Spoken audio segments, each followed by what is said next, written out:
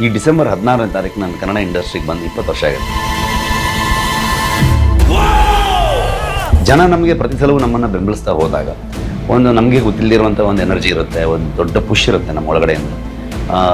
ನಮ್ಮ ತಂಡವೂ ಕೂಡ ಹಾಗೆ, ಅಂದರೆ ನಾನೊಬ್ಬ ಫೇಸ್ ಆಗಿರ್ಬೋದು ನಮ್ಮ ತಂಡದ್ದು. ಬಟ್ ಸೊ ಈಗ ನಾವೆಲ್ಲ ಸೇರಿ ಕಾಣ್ತಾರೆ, ನಾವೆಲ್ಲ ಸೇರಿ ಒಂದು ಸಿನಿಮಾ.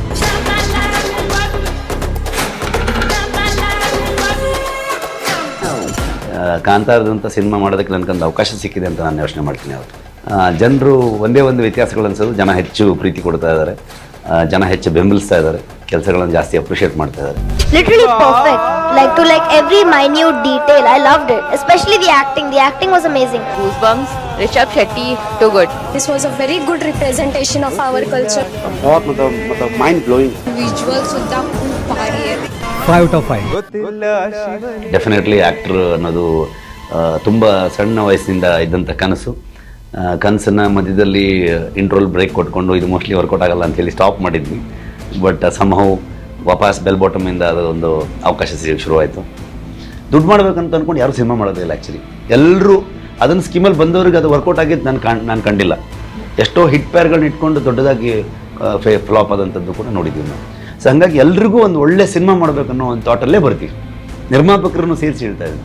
ಹೌದು, ಇನ್ನೂ ಜಾಸ್ತಿ ಜವಾಬ್ದಾರಿ ಆಗುತ್ತೆ ನಿಮ್ಮ ಹೆಗಲ ಮೇಲೆ ಅನ್ಸುತ್ತಾ, ಅಥವಾ ಸ್ಟಿಲ್ ನನ್ನ ಕೆಲಸನ ಮಾಡ್ಕೊಂಡು ಹೋಗ್ತೀನಿ? ಎಷ್ಟೋ ಲಕ್ಷಾಂತರ ಜನರು ಎಫರ್ಟ್ ಆಗ್ತಾ ಇರ್ತಾರೆ. ನಮಗಿಂತ ಎಷ್ಟೋ ಅದ್ಭುತ ಟ್ಯಾಲೆಂಟ್ಗಳು, ಅದ್ಭುತ ಕಥೆಗಾರರು, ಅದ್ಭುತ ಫಿಲ್ಮ್ ಮೇಕರ್ಸ್ಗಳು ಇವತ್ತು ಸರಿಯಾದ ಅವಕಾಶ ಸಿಗದೆ ಸರಿಯಾದ ಸಮಯದಲ್ಲಿ ಅವ್ರ ತಪ್ಪು ಇರ್ಬೋದು ಅಥವಾ ಸಂದರ್ಭದ ತಪ್ಪು ಇರ್ಬೋದು. ನಾವೆಲ್ಲ ಏನು ಮಾಡ್ತೀವಿ ಅಂದರೆ ಮುಂಚ್ಕೊಂಡು ಕೆಲಸ ನೋಡಿದ್ರು ಬೇರೆ ಅಧಿಕ ಪ್ರಸಂಗಗಳೇ ಬೇಡ ಅಂತ ಒಂದು ಯೋಚನೆ. ಯಾವುದೋ ಒಂದು ಸಿನಿಮಾ ಸಕ್ಸಸ್ ಆದ ತಕ್ಷಣ ಇವರಿಂದ ಎಷ್ಟೋ ಸಲ ಹೇಳ್ತಾರಲ್ಲ, ಇಂಡಸ್ಟ್ರಿ ಹಂಗೆ ಮಾಡೋದು ಹಿಂಗೆ ಮಾಡೋದು, ಏನು ಮಾಡ್ತಾರೆ, ಏನು ಮಾಡೋಕ್ಕಾಗಲ್ಲ. ಆ್ಯಂಡ್ ನನಗೆ ಒಂದು ನಮ್ಮಪ್ಪ ತುಂಬ ಚೆನ್ನಾಗಿ ಕಥೆಗಳನ್ನ ಹೇಳ್ತಾರೆ. ಈ ಬೇಸಿಕಲಿ ಈಗ ಅಸ್ಟ್ರಾಲಜರ್, ಅವರು ಒಂದು ನಡೆದಂಥ ಕಥೆನ ಆ್ಯಂಡ್ ಅವರು ತುಂಬ ಹೀರೋಯಿಕ್ ಎಲಿಮೆಂಟ್ ಅವ್ರ ಲೈಫಲ್ಲಿ ನಡೆದಂಥ ಕಥೆಗಳನ್ನ ಹೇಳ್ತಾರೆ. ತುಂಬ ಚಂದ ಫ್ಲೋ ಅದು. ಅದೇ ಫ್ಲೋ ಬಂತು ನನಗೆ.